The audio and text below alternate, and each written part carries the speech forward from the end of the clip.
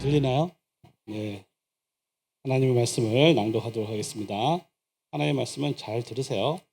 고린도전서, 믿음은 들음에서 납니다. 보는 데서 나온 게 아니에요. 자, 고린도전서 7장 10절과 11절 말씀을 낭독하도록 하겠습니다. 고린도전서 7장 10절, 11절. 이것은 하나님의 말씀입니다. 결혼한 자들에게 내가 명하노니 명하는 자는 내가 아니요 주님이시라. 여자는 남편에게서 갈라서지 말고 만일 갈라섰으면 그대로 지내든지 다시 그 남편과 화합하든지 하라. 남편도 아내를 버리지 말라. 아멘. 네, 오늘 읽은 하나님의 말씀으로 결혼의 주인이신 우리 하나님에 대해서 생각해 보고자 합니다. 오늘 수련회가 Great Mystery가 되어 있죠. Great Mystery. Great Mystery가 뜻은 뭐야? 큰 비밀. 큰 비밀이 뭡니까? 그리스도와 교회 그리고 남편과 아내의 결혼이 큰 비밀이죠. 지금 그거 배우고 있습니까 지금? 네. 제가 보기에 어제도 제가 토요일 날 결혼식에 참여해서 축도를 했는데요. 오늘날 성도들의 결혼에 있어서 여러 가지 문제가 많은데 가장 중요한 문제는 딱 한 가지만 이야기하면 결혼의 주인이 하나님이라는 것을 망각하고 있다는 것입니다. 결혼식에 가도 결혼의 주인이 하나님이라는 게 전혀 느껴지지가 않아요. 불신자들은 말할 것도 없고 신자들도 마찬가지입니다. 그 결과 어떻게 되느냐? 그 결과 신자의 결혼과 불신자의 결혼이 별로 다르지 않아요. 예를 들어서 신자라고 해서 결혼을 더 많이 할까요? 어떻게 생각합니까? 신자라고 해서 결혼하면 아이들 더 많이 낳을까요? 불신자들보다? 신자라고 해서 이혼율이 더 낮을까요? 어때요? 어떻게 생각하십니까? 정확한 통계는 없지만 거의 둘 사이는 아무런 차이가 없다는 것이 일반적인 견해입니다. 그러니까 신자의 견해가 훨씬 더 행복하고 신자의 견해가 훨씬 더 이렇게 좋다고 생각할지 모르지만 사실은 차이가 아무도 없죠. 이게 뭘 의미합니까? 이것은 결혼이야말로 어떻게 보면 인생사에서 가장 중요한 것인데, 그렇죠? 이 문제에 있어서 신자 불신자가 아무런 차이가 없다. 그것은 무엇을 의미하는가? 우리의 신앙이, 우리가 믿는 신앙이 우리의 삶에 아무런 영향을 주지 않는다는 거죠. 믿으나 안 믿으나 똑같은 거예요. 왜 믿는지 모르겠어요. 그렇죠? 오늘날 신자들의 결혼식은 세상 사람들의 결혼식과 크게 다르지 않습니다. 심지어는 세상을 따라가는 것 같아요. 예전과 달리 이제 요즘에 결혼식은 예식장에서 하는 결혼식 예배당에 가서 다 이제 예식장에서 하잖아요. 그러다 보니까 남이 하는 걸 다 이렇게 좋은 거, 가나안 문화들을 이스라엘 백성들이 따라하는 거죠. 대표적인 예로 주례자가 없는 결혼식이 급속도로 퍼지고 있습니다. 굉장히 이제 심지어 교회 안에도 결혼식을 교회의 가르침과 지도에 따라 한다는 생각 자체가 요즘 없어져요. 그럼 어떻게 됩니까? 하나님의 말씀을 받아들이지 않으면 꼭 하는 건 뭐냐면 자기 소견에 옳은 대로. 이게 이제 사사시대죠. 사사시대의 가장 큰 특징이 뭐냐면 내가 옳고 내가 좋던데 누가 말려. 이런 생각이 아주 악한 생각이죠. 결혼에서도 그게 드러납니다. 일생에 한 번뿐인 이 결혼식을 내가 하고 싶은 대로 하겠다. 일생에 한 번뿐인 이 결혼식을 내가 정말 주님의 뜻대로 하겠다. 이런 생각이 있는 게 아니라 내가 하고 싶고 결혼식도 이렇게 하고 싶고 저렇게 온갖 자기가 하고 싶은 걸 다 하려고 합니다. 주례 없는 결혼식은 간단히 말해서 이제 오늘 주제하고 정확하게 맞는 것인데 주인이신 하나님이 없는 결혼식입니다. 하나님이 계신다는 믿어요. 하나님이 계신다고 믿지만 그 하나님이 내 결혼식의 주인이 되는 걸 거부하는 것. 이걸 뭐라고 이야기하냐면요. 실천적 무신론이라고 합니다. 따라 해볼까요? 실천적 무신론. 이론적 무신론이라는 건 뭐냐면 하나님 자체가 없다고 이야기하는 거예요. 근데 진짜 불신자죠. 난 하나님 존재하는 거 믿지 않는다. 이게 이제 이론적 이제 무신론인데 하나님이 존재한다고는 알면서도 그 하나님이 나의 삶에 대해서 다스리고 나의 삶을 간섭하고 이거는 안 믿는 사람들 의외로 많거든요, 신자들. 그리고 이 중요한 부분에서는 하나님의 다스림을 거부하는 것, 이걸 실천적 무신론이라고 합니다. 결국 하나님이 없다는 것이 이제 세속화의 핵심인데 교회가 오늘날 굉장히 많이 세속화된다. 세속화됐다는 것은 실천적 무신론을 의미합니다. 하나님을 믿지만 하나님의 뜻대로 하는 건 아니에요. 그러다 보면 그게 여러 가지 현상이 나타나는데 그 중에 하나가 이제 결혼에서도 나타난 것을 보게 됩니다. 그런데 오늘 본문은 이 점에 있어서 아주 중요한 가르침을 주죠. 그거 뭐냐? 결혼한 자들의 내가 명하노니 그 나는 바울 사도가 아니고 하나님이시다. 주님이시다. 이거 하나만 기억, 많은 결혼해서 제가 많은 것을 말씀에 따라 이야기할 수 있지만 이거 하나만 기억하도 됩니다. 결혼한 자들에게 내가 명하노니. 그래서 제가 책도 썼잖아요. 그렇죠? 결혼한 자들에게 내가 명하노니라는 책을 썼습니다. 그거 뭐냐? 결혼을 명령하신 이 하나님 도대체 누구신가? 그것은 바로 모든 결혼의 주인이시다라는 것이죠. 오늘 본문에서 하나님은 결혼한 자들에게 명하고 있습니다. 명령이란 말이 뭐예요? 명령이라는 것은 주인이 종에게 하는 게 명령이죠. 그렇죠? 그래서 결혼하는 자들에게 있어서 결혼한 자도 어떻게 보면 종이죠. 그 결혼한 자들에 대한 주인은 누구예요? 하나님이시라는 거죠. 그러니까 주인 대신 우리가 하나님을 주님이라고 고백하는 건요. 그냥 말로만 고백하는 거는 그냥 구호밖에 안 되는 거예요. 그게 이제 실질적 의미를 가지려면 결혼에서도 하나님은 나의 주인님이십니다라고 고백하는 것입니다. 그렇다면 어떻게 될까요? 결혼에 대해서 첫째는 주님의 뜻이 뭔지를 알아야 되겠죠. 공부해야 됩니다. 결혼에 대해서 공부 안 하잖아요. 성경대로 공부 안 하면 결혼해서 누구한테 배우냐면 누구한테 배울까요? 대부분 보면은 주로 이제 영화 같은 데서 배워요. 영화에서 배우고 드라마에서 배우고 그냥 소설에서 배우고 그러니까 아주 세속적인 그와 같은 세상 사람들이 말하는 연애, 결혼 이런 것들을 갖다가 신자들이 막 배우잖아요. 그럼 이제 어떻게 되겠습니까? 예수를 믿지만 실제로는 결혼에 있어서는 불신자와 아무런 차이가 없는 거죠. 그렇죠? 이 점에서 우리가 이제 거룩한 삶을 추구해야 되는데 거룩한 삶을 추구하기 위해서는 적어도 우리 하나님 말씀이 결혼해 주신 하나님이 뭘 말하는 건 정도는 기본적으로는 알아야 될 거 아니에요. 그렇죠? 근데 결혼이 중요하다고 생각하면서 결혼에 대해서 공부를 하기 싫어. 이런 사람들이 많은데 그러면 어떻게 되느냐? 공부를 안 하더라도 공부를 배웁니다. 누구한테 배우냐? 세상 사람들한테 배우는 거예요. 오늘날 결혼이 하나님이 주인이 되지 않은 결과 결혼에 대해서 각자 소견에 오른 대로 판단하고 있고 자, 이게 어떤 문제가 있냐면요. 결혼 이제 신자라 하더라도 여러분 잘 보세요. 신자라 하더라도요. 결혼에 대한 생각이 같을까요? 다를까요? 다를 수 있습니다. 같아야 돼요? 달라야 돼요? 같아야 될 거예요. 하나님의 뜻에 같아야 되는데 제대로 교회에서도 가르치지도 않아요. 그럼 어떻게 되느냐? 어떻게 된다고 그랬어요? 각자의 소견에 옳은 대로 결혼에 대한 생각이 있습니다. 그럼 결혼하면 어떻게 되겠어요? 자, 오늘 대표적인 오늘 본문 한번 봅시다. 어떤 사람은 하나님 말씀에 따라서 그렇죠? 결혼하면 이 결혼은 끝까지 가는 거다. 하나님께서 죽음을 통해서 나눌 때까지 가는 거다 이렇게 생각할 수 있겠지만 오늘 보면 어떤 친구들 그런 게 어딨냐 살다 보면 성격 차이가 있을 수 있고 그렇죠 마음에 안 들 수도 있고 그럼 어떻게 갈라설 수도 있다. 갈라서면 어떻게 되느냐 오늘 본문을 보면 어떻게 되어 있어요? 갈라섰으면 그대로 지내라. 이혼을 하더라도 그대로 지내라. 또는 더 나아가서 가능하다면 전 남편과 화합하라. 이게 성경이 가르치네요. 근데 대부분 어떻게 생각합니까? 이혼은 결혼의 끝이라고 생각하는 거죠. 아주 세속적인 생각을 갖고 있습니다. 성경이 말하는 바와 세상이 말하는 바가 완전히 다른데 이걸 그대로 그냥 왜냐하면 성경에 대해서 제가 말했죠. 성경에 대해서 제대로 모르면 세상 사람들과 똑같다라는 것이에요.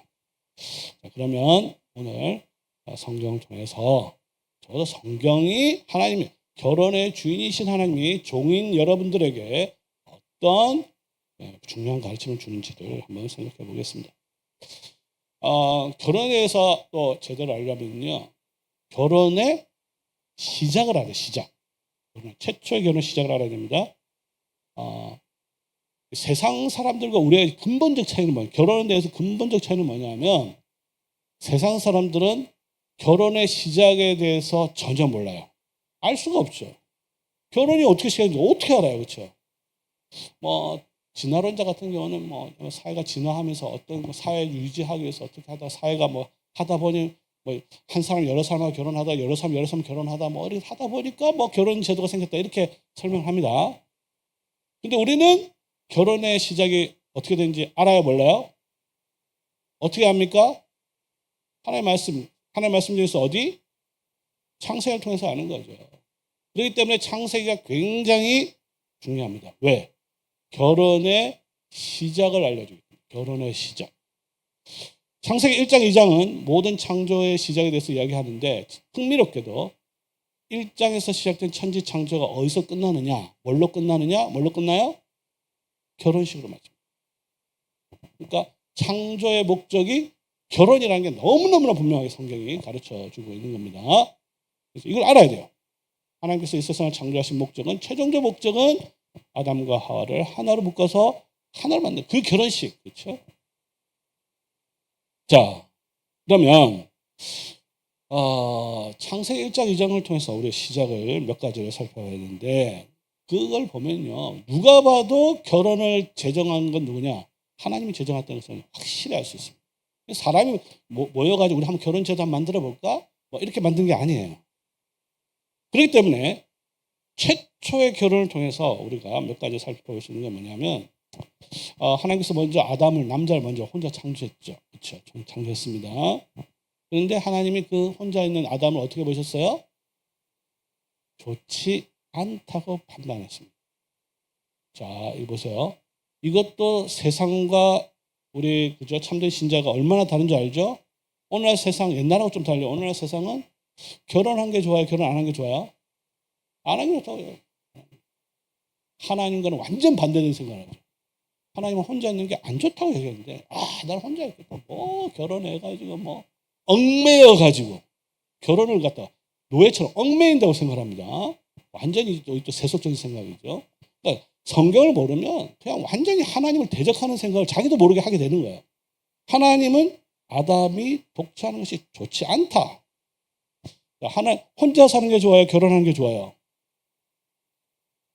그걸 어떻게 알아요? 네? 살아보니까 하는 거는 좋게 사는데 어떤 사람은 안 좋게 생각하는 사람도 있거든요. 자, 근데 살아보면 좋은데 결혼이 좋은지 혼자 사는 게 좋은지는 여러분 알 수가 없습니다. 어떻게 알아요? 살아봐야 아는 거죠. 그래서 어떤 경우는 살아보고 결혼하자 이런 사람도 있습니다. 굉장히 합리적인 것처럼 보이죠. 근데 우리는 그렇게 거기에 대해서 뭐 살아보고 뭐 이렇게 할 필요가 있어요, 없어요? 없습니다. 왜? 하나님 말씀이 혼자 사는 것이 좋지 않다. 우리는 하나님 말씀을 가지고 판단하는 거지 우리의 경험을 가지고 판단하는 게 아닙니다. 그게 신자와 불신자의 근본적인 차이예요. 자, 그래서 배필을 지을 계획을 세웠습니다. 배필. 계획 세웠어요? 먼저는 사실은 동물들을 지었죠. 동물들 흙으로 막 지었습니다. 짝을 찾아보는데 아담이 그 중에서 짝을 찾아봤어요. 짝이 있습니까? 없습니까? 없었잖아. 그렇죠? 없고 나서 하나님께서는 그 아담을 잠들게 하셨죠. 깊이 잠들게 하셨습니다. 그리고 나서 하와를 만드셨죠. 뭘로 만들었어요? 아담의 갈비뼈를 만들었어요. 그리고 그 하와를 이끌어서 오셨습니다. 그리고 아담이 하와에 대해서 노래를 하죠. 노래. 최초의 노래. 인류 최초의 노래는 사랑의 노래입니다. 그렇죠? 이는 내 뼈 중에 뼈여 살 중에 살이라. 이것을 남자에서 취하셨은즉 여자라 칭하리라. 남자가 여자에게 이름을 부여합니다. 그리고 자기의 배필로 삼았어요. 그리고 그 의미에 대해서 이름으로 남자와 여자를 떠나 부모 한 몸을 이루니 이렇게 서약을 하면서 결론을 이야기하면서 결혼의 의미가 선포가 되었어요. 이게 이제 최초의 결혼입니다. 이걸 모르잖아요? 그럼 여러분 결혼을 알 수가 없습니다. 결혼이라는 건요 성경을 통해서 하는 거지 경험을 통해서 많이 하는 게 아닙니다. 절대로. 왜냐? 결혼을 많이 하면 많이 할수록 결혼에 대해서 많이 알까요? 이게 이제 결혼이라는 것은 경험적 지식이 아니에요. 결혼을 많이 하면 많이 할수록 나쁜 것을 더 많이 알게 됩니다. 하나님의 말씀을 통해서만이 우리가 진정으로 참된 결혼을 할 수가 있는 거예요. 그러니까 성경을 통해서 나타난 결혼을 공부하고 배우고 노력하고 순종을 끝까지 해야 이걸 아는 거지. 이걸 모르면 아까 제가 얘기했듯이 그냥 세상 사람과 똑같이 되는 것이죠. 자, 이 모든 것 아까 여러 가지 절차들을 보면 하나님이 결혼을 위해서 얼마나 세밀하게 준비했는지를 알 수가 있어요. 하나님께서 저같이 제가 만약 하나님이었다면 막 이런 거 귀찮아가지고 그냥 결혼식 해버리지 뭐또 예를 들어서 아담하고 하와 동시에 지었버리지 뭐 또 아담 지었다가 하와 지었다가 동물 지었다가 뭐 이렇게 하겠어요. 그렇죠? 창세기 2장을 쭉 보면 하나님께서 이 창조의 마지막을 달려가는 거예요. 달려가는데 정말 마지막을 향해서 정말 세밀하게 가는 것을 보게 됩니다. 자, 그렇다면 이제 오늘날에서 이제 결혼할 때 특히 결혼식에 있어서 그 결혼식에 있어서도 주인은 하나님이 되어야 하는 것이죠. 이 결혼식에서 하나님께서 결혼도 제정하셨을 뿐만 아니라 하와를 이끌어 오셨죠. 아담이 뭐 이렇게 해서 찾으러 가고 이런 거 없어요. 하나님께서 이끌어 오셔서 마치 결혼식에서 이제 아버지가 그렇죠. 아버지가 신부를 끌고 오잖아요. 이제 인도에서 데려오잖아요. 그때는 이제 시아버지 사실 아버지가 이제 하나님 대신에 데려오는 거예요. 데려와 가지고 그리고 서약을 하고 서약을 통해서 하나가 되게 하시는 거죠. 첫 번째 결혼에서 이 모든 것을 하나님이 직접 하셨죠. 그러나 오늘날에는 그것을 어떻게 하시느냐. 하나님이 하시는데 하나님께서 직접 하시는 것이 아니고 누구를 통해서 하나님께서 세우신 직분자인 목사를 통해서 그 일을 수행하게 되는 것입니다. 목사는 하나님을 대신해서 결혼을 통해서 그 하나님께서 그들을 이름을 호명하죠. 누구 신랑 신랑 이거 다 하나님께서 하시는 거예요. 와라. 이름을 하나님께서 부르시고 그들의 증인들의 찬송을 들으시고 거기에 증인들이 있잖아요. 증인들. 결혼식에 참석하는 거는요. 하객이 아닙니다. 우리 그러니까 불신자들은 하객. 우리는 뭐야? 증인. 이게 완전 구분이 되는 거죠. 이제 이렇게 결혼해서 제대로 알면 딱딱이 답이 나오는 거예요. 모르면 이게 답하기 어렵습니다. 아무리 쉬운 거라도. 그들의 증인들의 찬송을 들으시고 그들의 결혼을 위해서 성경의 말씀을 목사를 통해서 들려주시고 그리고 서약을 하게 하시고 그 서약을 들으시고 그 서약에 근거해서 하나님께서 그들을 하나로 되게 하셔서 하나가 된 것에 대한 증표로 성혼을 선포하는 거죠. 결혼을 선포하는 거죠. 결혼이 두 사람이 언제부터 두 사람이 하나 한 몸이 되냐면요. 결혼식에서 성혼이 선포될 때부터. 그러니까 결국 두 사람이 하나가 되는 것은 하나님의 말씀이 하나로 묶어버리는 겁니다. 우리가 둘이 결혼이라는 것은 둘이 사이좋게 둘이 하나가 돼서 결혼하자. 둘이 뜻이 맞아가지고 이게 결혼 아니에요. 그건 세상 사람들이에요. 성경 안에서 교회 안에서 결혼하는 것은 하나님께서 그들의 서약을 들으시고 그리고 그 둘을 하나로 묶는 것입니다. 자, 그러면 오늘날 소위 말하는 그 주례 없는 결혼식이라는 게 제가 말씀드렸죠. 뭐예요? 사실상 하나님 없는 결혼식. 이걸 뭐라 그랬어요? 실천적 무신론이라고 하는 것입니다. 결국 주례 없는 결혼식이라는 것은 이 결혼에 있어서 인간의 자기 독립일 뿐입니다. 결혼식을 내 소견에 옳은 대로 하겠다. 이건 하나님 주인 되신 하나님을 거부하는 것이죠. 자, 제가 보기에는 여러분들이 뭐 신앙이 있잖아요. 신앙은 잘 안 보이잖아요. 제가 보기에 여러분의 진짜 신앙은 결혼할 때 드러납니다. 결혼할 때 어떻게 누구랑 결혼하는지 대표적으로 이제 뭐 여러분이 만약에 있죠 제대로 안 배웠으면 어떻게 되겠어요? 세상 사는 기준 가지면 남자들은 딱 한 가지입니다. 얼굴 예쁘냐 안 예쁘냐 딱 그것만 보잖아요. 신앙은 막 별로. 자매들은 뭐 직장 좋냐, 좋은 학교 나왔냐. 그러면 어떻게 됐습니까? 자, 그래서 사실 또 여기 나이 드신 분도 저 신앙을 별로 요즘 잘 안 믿는데요. 나이 드신 분은 신앙이 언제 뜨냐면 자녀들 결혼시킬 때입니다. 자녀들 딱 결혼시킬 때 그렇죠? 자기 신랑 결혼식 때 제일 중요한 거는 부모들이 있어. 여러분들 잘 이해하셔야 돼요. 부모들에 있어서 제일 중요한 건 체면이에요. 체면. 불신앙이죠 사실. 정말 신자면은 그때 신앙을 보고 저 신앙을 하고 잘 결혼해서 이끌고 결혼하면 문제가 없는데 자기 체면이 더 중요하면 신앙보다 체면이 더 중요하면 어떻게 돼요? 내 딸은 적어도 이 정도는 결혼, 뭐 의사 정도 결혼해야지, 뭐 이런 식으로 생각. 이게 있잖아요. 제가 보기에는 예수 믿든 안 믿든 똑같아요. 제가 이게 도대체 왜 예수 믿는지 모르겠어요. 저는 안 믿었으면 좋겠어요. 그러니까 결혼식에 여러분들의 신앙은, 결혼이라는 게 여러분들의 믿음을 테스트하는 겁니다. 여러분 정말로 지금 평소에 믿음을 잘 훈련을 해야 결혼할 때 딱 드러나는 거예요. 그리고 더 나이가 들면 자녀들 결혼시킬 때 드러나는 거예요. 그러면 이제 저보고 묻겠죠.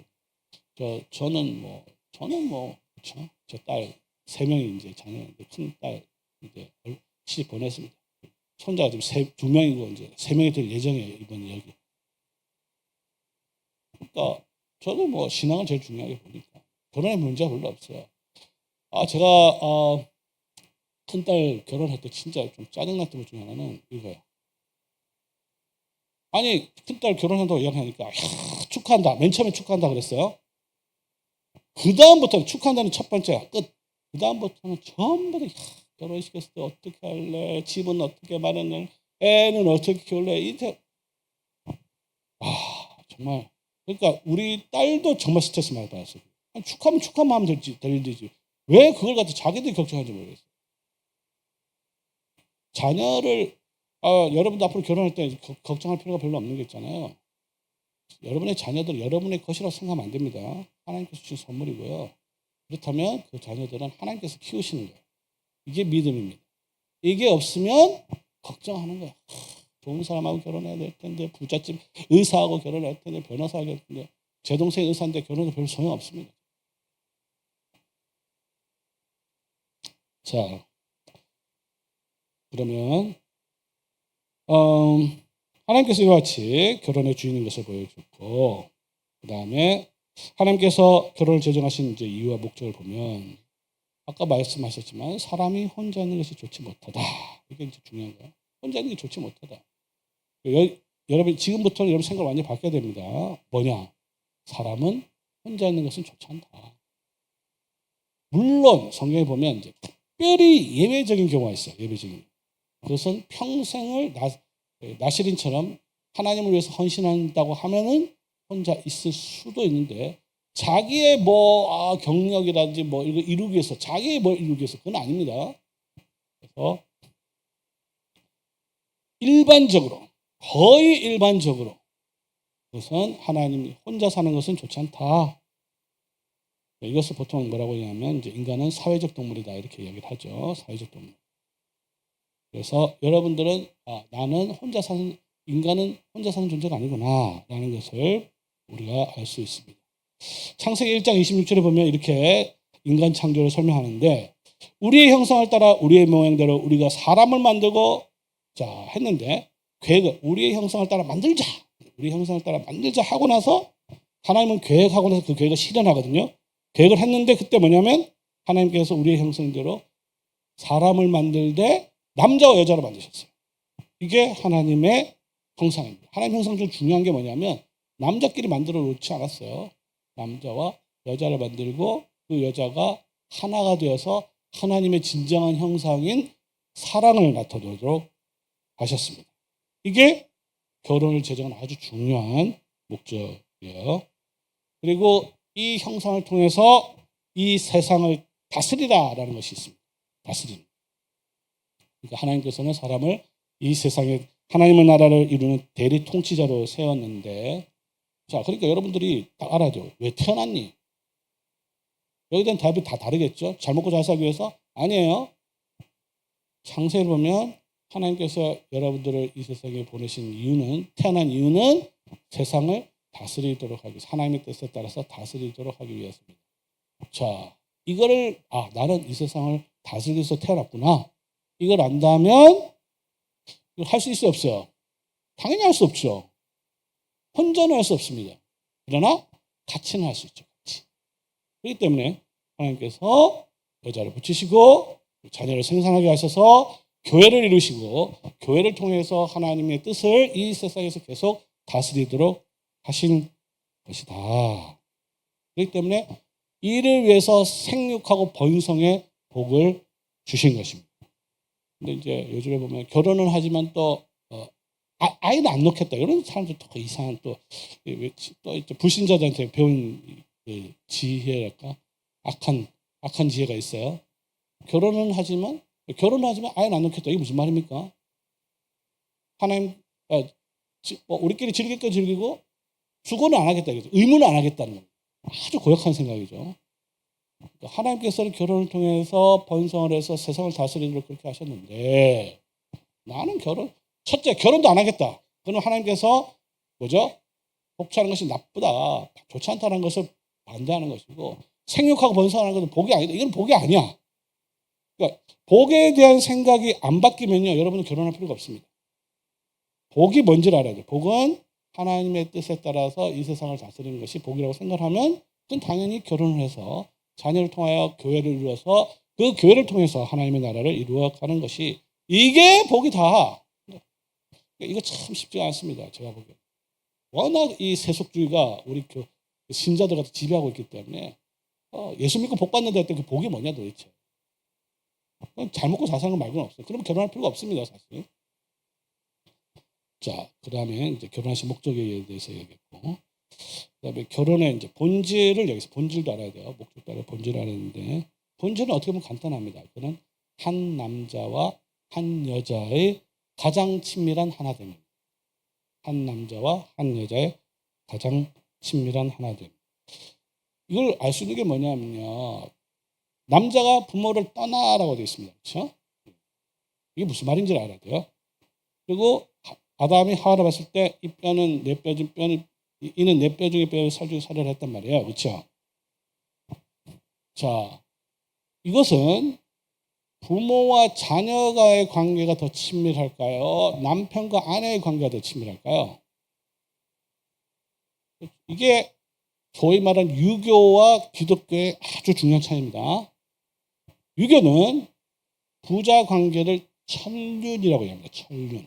아시겠어요? 근데 부부 간의 관계는 일륜이라고 가르칩니다. 이게 유교적 가르침이에요. 성경은 어떠냐? 성경 완전 반대죠. 부부가 뭐예요? 천륜이죠. 왜 천륜이에요? 하나님께서 이 사람을 하나가 되게 하셨기 때문에 천륜이죠. 부자 관계는 이거는 일륜입니다. 천륜이 아니에요. 왜냐? 요한복음 1장에 보면 그렇죠? 성정으로 나타났어요. 인간의 하나님의 자녀가 되는 것은 인간의 성정이 아니다. 우리의 자녀들은 인간이 좋아서 결혼해서 아이를 낳는 거예요. 인륜이에요. 그러나 부부는 천륜이기 때문에 더 친밀한 관계이기 때문에 그래서 남자가 여자를 부모를 떠나게 되는 거예요. 부모를 버리란 말이 아니에요. 부모를 떠나라는 것의 핵심은 독립을 의미합니다. 독립. 여기서 이제 중고등 학생들 많이 있는데 교육의 목적은 뭐냐면요, 부모를 떠나는 겁니다. 떠나는데 여러 가지가 있어요. 경제적으로 떠나는 게 있고, 그 다음에 신앙으로 떠나는 경우도 있어요. 독립이 있어요. 신앙의 독립은 입교입니다. 그래서 독립을 하도록 여러분들 신앙 훈련을 잘 받아서 입교가 되는 순간부터는 부모로부터 독립하게 되는 거예요. 신앙으로 독립하는 겁니다. 신앙적인 문제에 있어서는 그때부터 독립적 판단을 하는 거예요. 그리고 경제적으로 독립을 해야죠. 그리고 마지막으로 가정적으로 독립을 해야 됩니다. 그때부터는 부모도 마찬가지예요. 부모도 여러분들 나중에 결혼하면요, 자녀를 키우는 목적은요, 자꾸 데려와가지고 나처럼 이게 아니에요. 보세요. 뱃속에 있을 때부터 철저히 의존적이잖아요. 하나하나씩 이렇게 독립을 시키는 것이 이 자녀 교육의 목적이에요. 이걸 잘 해야 돼요. 쉽지 않습니다. 그래서 최근에 저희 손주가 드디어 이제 일어서 걷기 시작했어요. 독립이 되는 거죠. 달리면 그때부터 더 독립이 됩니다. 그래서 여러분들이 하나하나씩 독립을 신앙적으로, 경제적으로, 가정적으로 독립을 잘 할 수 있도록. 이게 잘 안 되면 어떻게 되냐? 마마보이가 되는 거예요. 뭐 하면은 이제 엄마 이거 어떻게 해? 조언을 얻을 수 있겠죠, 물론. 도움을 줄 수 있겠지만 맨날 전화해서 그렇게 되는 것입니다. 그때 부모가 도와주는 게 도와주는 걸까요? 도와주는 게 아닐까요? 그게 바로 아이를 망치는 거예요. 망치는 거예요. 참고로 저도 이제 신학교 가르치고 있는데 별의별 전화가 부모들한테 오는 경우가 있어요. 도대체 나이 30이 다 됐는데 전화를 왜 하는지 모르겠어요. 자, 둘이 하나가 되는 것. 자, 근데 여기서 이제 둘이란 말이 중요합니다. 둘. 성경에서 둘이란 말은요, 이렇게 서로 비슷비슷한 사람을 둘이라고 하지 않습니다. 어떻게 보면 정반대를 둘이라고 하는 거예요. 대표적으로 뭐냐면 유대인과 헬라인, 종과 자유인, 그리고 남자와 여자, 부자와 가난한 자, 또 믿음이 강한 자, 믿음이 약한 자. 이거 뭐냐면요, 교회 안에서 둘이라고 하는 것은 절대 어떻게 보면 하나가 되기 어려운, 불가능한 것을 지칭할 때 둘이라고 해요. 남자 여자도 마찬가지죠. 남자 어떻게 하나 되는 거 쉽겠죠. 비슷비슷하니까 잘 어울려 다니고. 근데 남자와 여자는 다릅니다. 이게 오늘날 도전받고 있어요, 사실. 특별히 이제 교육에서 도전받고 있는데, 남자 여자 뭐 차이가 있냐, 똑같다. 그렇죠. 이런 식의 생각이 들면 들수록 어떻게 되냐, 그러면 결혼할 필요가 없는 거죠. 하나 될 필요가 없는 거죠. 근데 성경은 전혀 다른 남자와 여자를 창조하시고 그 둘을 하나가 되게 하셨다. 그리고 이 둘을 한 몸이 되게 하셨다.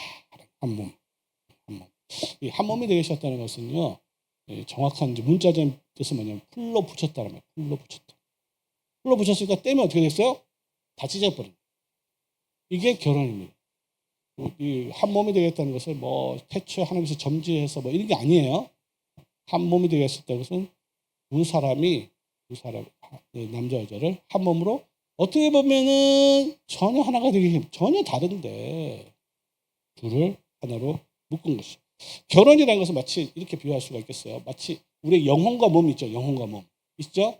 이게 둘이 완전 다르죠. 마치 이것처럼 하나가 됩니다. 뗄 수가 없는 거죠. 결혼의 본질에 대해서, 그러니까 결혼의 본질이라는 것은 가장 친밀한 하나됨, 그리고 떼어질 수 없게 연합된 하나됨, 이렇게 규정할 수가 있겠습니다.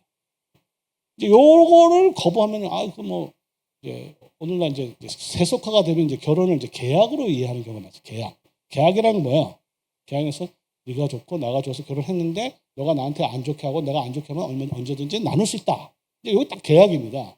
이게 이제 세상 사람들이 이해하는 결혼이에요. 이제 여기에 대해서 우리는 완전히 다르죠. 왜?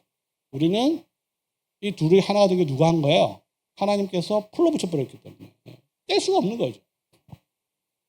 그런데 세상적인 생각을 하게 되면 결혼이 뭐 그거냐 이렇게 되는 겁니다. 결혼의 본질을 완전히 왜곡하는 거죠. 다음, 결혼을 하게 되면, 결혼을 이렇게 둘이서 하나가 되면 그 결과의 아름다움에 대해서 이야기하는데, 그 아름다움은 이제 질서의 아름다움이다라고 이야기하셨습니다. 질서의 아름다움이 뭐냐면 둘이 한 몸이 되었다는 거는요, 똑같다는 말이 아닙니다. 하나가 돼서 막 섞여버렸다는 것도 아니에요. 성경에 보면, 성경에 따르면요, 남자와 여자 사이에 다름이 있고, 다름만 있을 뿐만 아니라 그 사이에 질서가 있다는 것도 알려줍니다. 이게 대단히 중요한 거예요. 자, 하나님께서 남자를 먼저 창조하셨어요? 여자를 먼저 창조했어요? 자, 정말 믿습니까? 정말 믿어요? 그러니까 믿는다는 건요, 하나님께서 태초에 남자 창조하셨고 여자 창조하셨다 믿는다. 믿어야 되죠. 근데 그게 믿음 아닙니다. 그게 우리의 삶에 어떤 영향을 주고 있어요? 만약에 그 영향을 주지 않으면 그건 믿음 아니에요. 우리가 정말 하나님 남자를 먼저 창조하시고 여자를 정말 창조하셨다면 그럼 어떻게 됩니까? 그리고 여자가 남자를 위해서 창조됐다면 어떻게 됩니까? 결국 그 관계에서는 남자가 first가 되는 거죠. 그리고 머리가 되는 겁니다. 관계를 치면. 그래서 그 머리와 몸의 관계가 형성이 되는 거예요. 이게 하나님께서 결혼을 통해서 예정한 그 속에 놓은 질서가 되겠습니다. 오늘날 이제 이게 참 어렵죠. 왜? 오늘날 이걸 인정하는 사람 누가 있겠어요? 특별히 이제 요즘 이제 소위 말하는 페미니즘 같은 게 들어오고 있잖아요. 이거는요, 완전히 이제 세속화 중에서 진짜 세속화인데, 심지어 요즘에 여자 남자를 갖다 지배하려는 것도 있잖아요.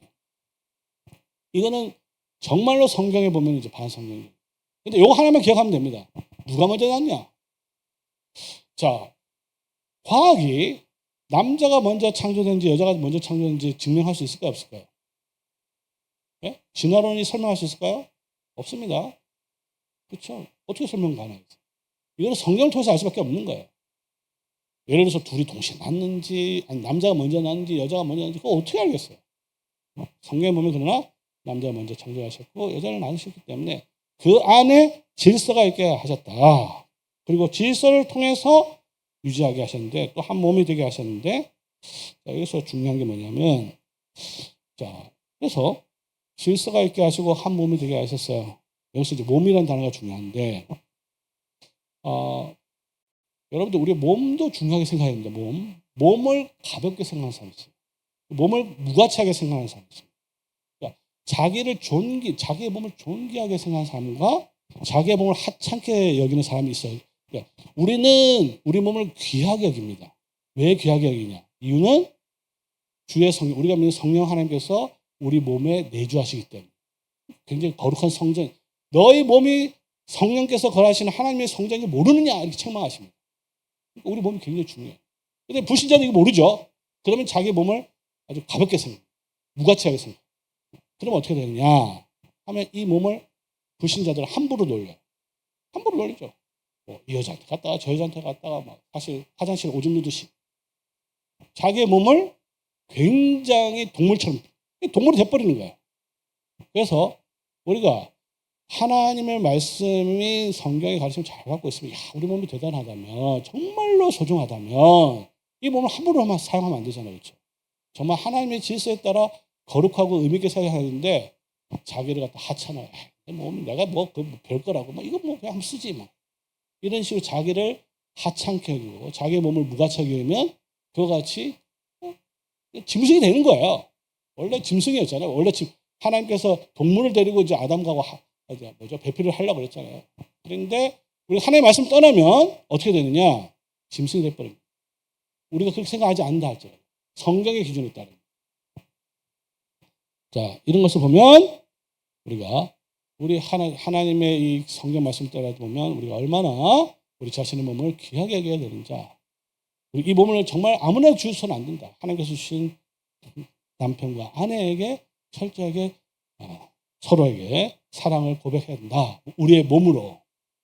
뭐 하나 조금 더 얘기하면요. 거기 너희 몸으로 하나님께 영광을 돌리라는 말이 있어요.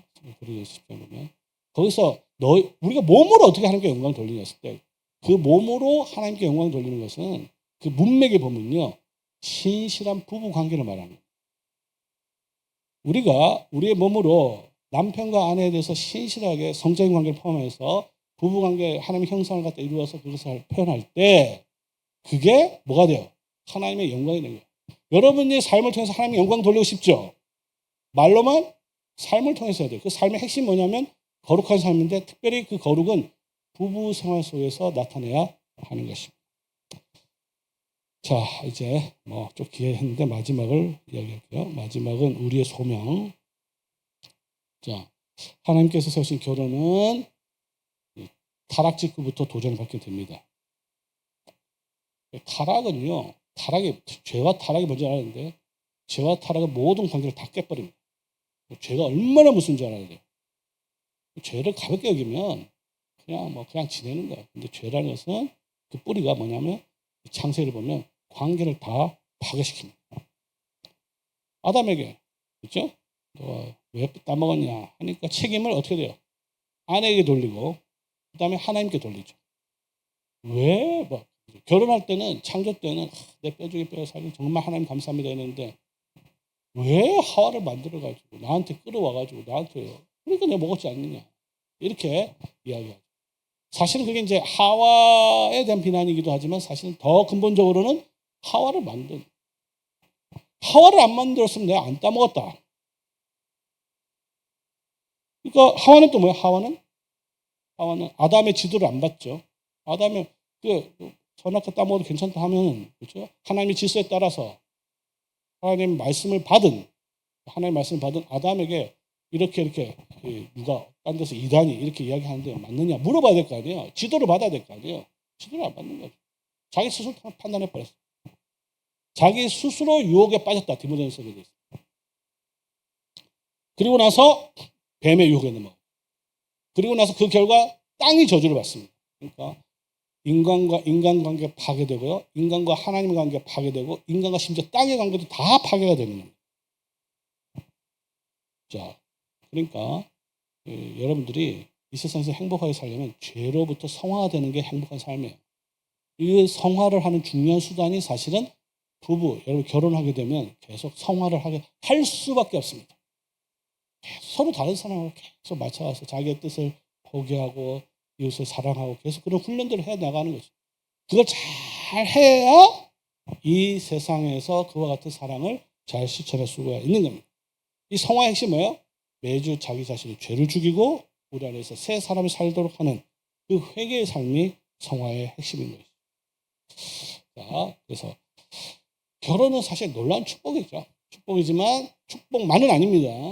축복만은 아니고 하나님의 뜻을 성취하는 것이 이제 어려운데, 하나님 원래 결혼이라는 것은 아까 최초에 죄가 없을 때는 정말 죄가 없었을 때는 결혼은 하나님의 형상이죠. 그런데 타락 이후에는 이 하나님의 형상이 이제 사탄의 형상을 바꾸기도 합니다. 둘이 하나가 된다.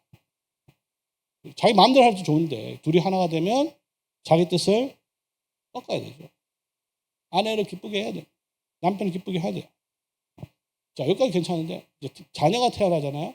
훨씬 힘듭니다. 자녀가 주는 기쁨도 있죠. 손주가 주는 기쁨 너무너무 좋아요. 정말 저 이 세상에 우리 교수님들 있는데 손주 본 사람 저밖에 없어요. 손주가 주는 기쁨. 그러나 그것도 키우는 건 또 힘들단 말이에요. 힘든 건 사실입니다. 자, 그러니까 결국 이 모든 것이 어떻게 되냐, 행복한 결혼하기 위해서 우리 스스로 힘은 안 되는구나 라는 걸 깨닫게 됩니다. 그럼 어떻게 뭐가 필요하죠? 하나님의 도움, 성령의 도움이 필요합니다. 그러면 결혼의 주인이라는 것을 잘 보세요. 하나님은 결혼을 제정하셨어요. 그리고 두 사람을 하나가 되게 하신 것도 하나님께서 직접 하신 것입니다. 하나가 되게 해서 그 행복한 삶을 끌어가는 힘도 우리에게서 나온 게 아니고 하나님께서 주신 힘으로 그게 가능한 것이죠. 그래서 결혼에 있어서 주인이라는 것은 원래 처음부터 그랬고 그다음에 결혼할 때도 그렇고 결혼 이후에도 지속적으로 하나님께서 주인이라는 것을 보게 되는 것입니다. 그래서 우리의 힘이 아니라 전적으로 하나님께 의지하면서 정말 부부의 관계를 지켜나가는 것이죠. 자, 이제 여러분에게 가장 이제 궁금한 것은 그거잖아요. 그러면 그럼 도대체 나에게 주신 하나님의 자매는 누굽니까? 형제는 누굽니까? 세상 사람과 우리는 근본적으로 다르다 했죠? 여러분이 제 설교를 잘 들었으면 생각이 바뀌었을까요? 뭐가 바뀌었을까요? 결혼에 있어서 배우자를 선정하는 기준이 완전 바뀌었겠죠. 제대로 들었다면. 이전에는 뭐예요? 남자들은 예쁜 사람, 예쁜 여자. 예쁜 거 말고는 볼 게 뭐가 있어요. 근데 성경 말씀 잘 배우면 기준이 바뀌겠죠. 어떤 자매가, 어떤 배우자가 남자에게서 좋은 아내가 될 수 있을까요? 그럼요, 우리 사실은 이제 사자성어로 이해할 수 있지만 사실은 현모양처입니다. 현모양처. 성숙한 아내, 그 다음에 좋은 어머니가 됩니다. 그래서 여러분들이 이걸 딱 가지고 있으면 결혼하고 나서는 아내이지만 한 1년 뒤면 자녀를 갖게 되면 어머니가 됩니다. 따라서 이 청년들은, 남자들은요, 저 자매 정말 좋은 어머니가 될 수 있을까? 자녀들에 대해서 어떤 생각할까? 진짜 잘 확인할 필요가 있습니다. 왜? 가정을 이루어야 돼요. 거꾸로 마찬가지예요. 남자들이 돈을 아무리 벌면 뭐합니까? 결혼하고 나면 돈 버는 거 그렇게 중요하지 않을 수 있어요. 뭐가 중요하냐? 애를 낳으면요, 자기 아이들, 조그만 아이, 우리 손주들하고 1시간이라도 놀아주는 걸 잘하는 게 좋은 아버지. 자녀들과 시간을 보내는 거를 잘하고 자녀들의 신앙교육을 잘하는 게 정말 좋은 아버지. 자, 그러면 답은 나왔죠. 좋은 배우자를 찾으려고 생각하지 마시고, 찾는 것도 중요하지만 그러려면 어떻게 되겠어요? 좋은 배우자가 되기를 열심히 노력하시고, 지금부터 좋은 남편, 좋은 아내, 그리고 좋은 아버지, 좋은 어머니가 되는 훈련을 어떻게 할 수 있느냐? 어디서 할 수 있겠어요? 네, 제가 보기엔 교회에서 말고는 할 데가 별로 없습니다. 교회에서 할 수 있어요. 저는 지금 할아버지는 훈련하고 있습니다. 교회 가잖아요. 주일날 예배 마치면 저는 어디로 가느냐? 어디로 갈까요? 그렇죠. 유아실에 갑니다. 유아시 가서 신학 교수지만요. 가서 뭐 기저까지는 안 가르치지만 저 심부름하고 동사하고 애들 물 마주고 애주고 다 그렇게 합니다. 왜? 할아버지니까. 그만큼 그러면 저는 보통 보면 신학 교수가 뭐 폼 제거하지만 저는 정말로 손주, 손자 이 아이를 통해서 하나님 나라 이루는 것을 정말로 귀하게 생각하는 거예요. 귀하게 생각하는 이 믿음이 진짜 있어야만 그 일을 할 수 있는 거죠. 어떻게 보면. 이거를 저는 그래서 할 일 없으면 애만 벌어 누가 했는지 모르겠지만 정말 한 아이 천하보다 귀한 생명을 믿음으로 기르는 것을 모든 에너지를 쏟아야 그렇죠? 우리 가정이 행복하고 우리 교회가 행복할 수 있는 것입니다. 그래서 여러분들이 오늘 말씀을 통해서 지금부터 정말 우리 자신을 가다듬고 좋은 가정을 생각하고 하나님 나라를 바라보면서 그리고 그 이후에 영광스러운 하나님 나라를 바라보면서 살아가는 우리 신실한 우리 청년들, 우리 또 중고등 학생들, 우리 뒤에는 우리 부모님들 되시기를 성부와 성자와 성령의 이름으로 축원합니다. 아멘. 기도하겠습니다. 하나님 감사합니다. 거룩하고 복된 날. 이와 같이 참 좋은 하나님께서 창조하신 자연세계 속에서 하나님의 자연을 느끼며 또 하나님께서 창조의 질서와 결혼의 의미를 가르쳐 주시니 감사합니다. 이제 이것을 사람의 말로 받지 않게 하시고 하나님의 말씀으로 받게 하시며 그래서 우리가 마음속에 깊이 새기게 하시고 이것을 우리 자녀들과 우리 후배들과 우리 이웃들에게 잘 전할 수 있게 하옵소서. 그리고 주께서 공급하시는 힘으로 주께서 주신 이 말씀에 순종하면서 복된 삶을 누리게 하여 주시옵소서. 여기 있는 모든 자들 하나님께서 은혜를 베푸시고 또 다시 집에 돌아갈 때까지 하나님의 은혜와 평강이 함께하기를 바라고 원합니다. 우리 주 예수님의 이름으로 기도를 드립니다. 자, 이제 삼위 하나님의 복을 다 같이 받겠습니다.